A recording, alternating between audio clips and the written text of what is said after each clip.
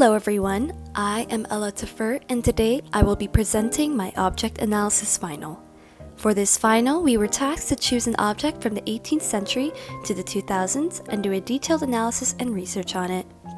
For this, we will be going over 5 major components: object description, social context, trends from the period, a contemporary example, and lastly, a creative interpretation.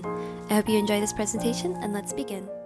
For my object, I chose this 1962 Christian Dior evening dress. This dress was designed and created by former Dior creative director Marc Bohan in Paris, France. This dress is a pink embroidered silk organza dress that is strapless with an empire waist tied with a bow detailed belt and has a long skirt. The dress also has silver flower appliques detailed with diamantes going from the bust to just above the hip. This dress has an A-line silhouette reminiscent of the neoclassical era with the empire waist and long shapeless skirt. This dress was donated and most likely originally owned by Mr. Stravos Niarchos. It's unknown if other people owned this before him, and Niarchos most likely would have bought this dress from a Christian Dior store. Some of the more notable details seen on this dress include an empire waistline, a straight bodice, a strapless dress, a long floor-length hemline, paillettes and metallic accents, an A-line silhouette, and a loose, unstructured style. For mature women of the 60s, the return of the empire waistline brought a popular trend, especially for evening dresses. Pictured here are popular evening dresses from the time. Pastels and long skirts were popular among younger and older women. The empire waist was also evidently the most notable trend during this time for evening wear. This is further identified in Fashion, The Definitive History of Costume and Style Volume 1, stating, "In contrast to the rigid social constructs of the 1950s evening attire, the 1960s offered a variety of elegant choices for going out. For gowns, an A-line silhouette, empire waist, and unidentified bodices were popular, though some self-shaping was also in use." Now we will be moving on to the social context segment of the analysis. The early 1960s was the era of change, with civil rights activists like Martin Luther King Jr. marching the streets alongside the women's rights activists. This reflected what would be the fashion of the 60s, but not what you think, at least for the mature women's wear. While the younger generation marched the streets in their miniskirts and boxy silhouettes, the older generation chose to stay modest while also having a change in comparison to the decade prior. Keeping this in mind, this dress would have been worn by a Parisian mature adult woman, either in her late 30s to early 50s. She would have been someone who was from the upper class, who had money to buy a dress from a luxury brand, and would have worn it to a fancy occasion. She would have cared about her style and the quality of her dress. An example being Princess Grace Kelly of Monaco, pictured here. While the girls had models like Twiggy becoming their role model, the women had the wife of the United States' most notable presidents, First Lady Jackie Kennedy. Women wanted to be just like her, both in her style and morals. Women like her would value it just because of the work put into it. Considering the high-quality materials used, they knew that it was going to last long and was a simple but stylish design, a timeless design. One would because of the symbolism of Christian Dior. The rarity of the garment makes it near impossible to find another, plus the monetary worth of the garment being extremely high would make someone want to keep it. Kennedy, reportedly while in office, put in her efforts to preserve the White House by having it renovated to include more historic art pieces that reflect American history, showing truly her value for art and history. Now we will continue into our trends segment of the presentation, where we focus on the trends of the period, the trends of the period prior, and the trends that followed in the period after. For the 1960s evening wear, the trends remained pretty consistent. As mentioned previously, these trends include the empire waistline, loose unstructured style, floor-length hemline, paillettes and metallic accents, and a strapless and high neckline. Valerie Steele's 2021's The Berg Companion to Fashion, the Bloomsburg Visual Arts, describes this perfectly.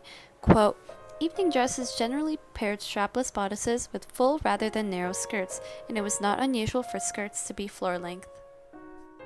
Shown here is a 1961 black autumn-winter evening dress from Balenciaga.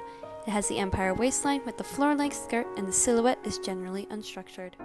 As for the 1950s, Dior made their debut with the new look. Their innovation inspired the trends of the 50s. The more common ones include the fitted waistline, low décolleté, half length, full pleated or narrow skirt, A-line or poof silhouette, narrow silhouette, and narrow straps and off the shoulder. This 1952 Champagne Dior evening dress encapsulates the style of the 50s, from the fitted waistline to the strapless sweetheart neckline and the A-poof line skirt. In Dior's autobiography, he shares his reasoning for the creation of the new look.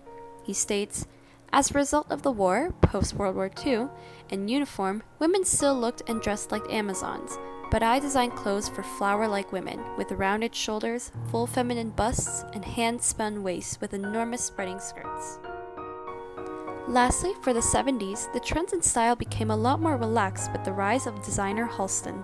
These design details include a one-shoulder dress, draped, flowing, and gathered details, hemline to the floor, maxi skirt, columnar silhouette, slits, and lightweight fabrics such as chiffon or satin.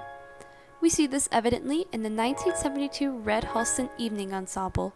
The top is fitted while the skirt drapes from the hips. Looking back at the change from the 1950s to the 1970s, we see the fit of women's wear become more relaxed and flowy, reflecting the social status of women during this timeline. As women began to have their voice heard and no longer be stuck in the shadow of a man, they began to no longer be constructed by a specific mold, and instead were able to freely dress however they wanted. Now that we've had a good look into the time period of our dress, we will now go back into the present, that being our contemporary example, where we look into the item of fashion from today's time that has a strong comparison to our object from the past. For my contemporary example, I looked through Vogue Runway's collections and found this evening dress. This is a gray spring 2007 Monique Lhuillier dress from the Ready to Wear collection. Looking back at our dress, we see the empire waist tied with a belt, as well as a strapless straight bodice. You'll see that as well is the shapeless skirt. While this one is short, this gives a look into how fashion will continue to repeat itself. Like how this one is reminiscent of the evening wear of the 60s, in the same way the evening dress of the 60s is reminiscent of the dresses from the neoclassical era. The designer Monique Lhuillier, when asked on her thought process for this collection, mentions that she played it safe for spring in a collection that reprised many of her past designs. Neat jabot-fronted cocktail dresses reappeared, as did illusion necklaces and a familiar trope. We see this in other pieces from her collections displayed here. After looking at the details of our dress, the social context, trends from the period prior, and the period after, and lastly the contemporary example, we will now move on to the last portion of the presentation, the creative interpretation. For my creative interpretation, I chose to do an inspiration board that reflects the details and aesthetic of the object. From my perspective, I envisioned elements from ballet such as Clara from the Nutcracker. I also took into consideration the silver and tulip details and included them in my board. Overall, the idea is bringing in traditional and modern elements to create something fancy but also youthful.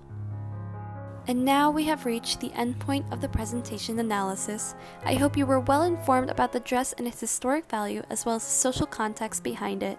I would like to thank you all for listening and hope you always stay fabulous.